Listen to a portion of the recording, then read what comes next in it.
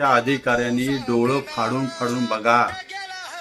हे जे दोन मुलांचे फोटो आहेत ते कैलासवासी झाले. यांचा डिग्रज या कमानीच्या समोर अपघात झाला. 18 ते 20 वयोगटातली हा प्रतीक आणि राज आज कैलासवासी झाला. सांगली ते पेठ नाका या रोडवरती अनेक ठिकाणी क्रॉसिंग आहे.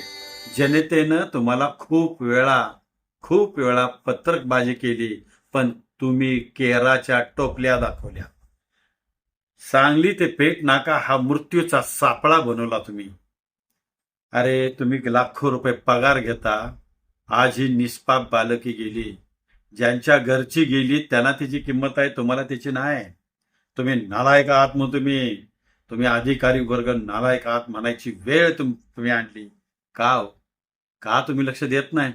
हायवेचे रूल्स पाळा ना, काहीतरी त्याला करा ना. ज्या ठिकाणी अपघात व्हायला लागलेले आहेत त्या ठिकाणी जी काय प्रिकॉशन घ्यायला पाहिजे ते तुम्ही घेतली का? जे आता इस्टिमेट करत असताना त्या ठिकाणी वास्तविक टनेल करणं गरजेचं होतं. तसंच लक्ष्मी फाट्याला सुद्धा तोच प्रॉब्लेम झालेला आहे.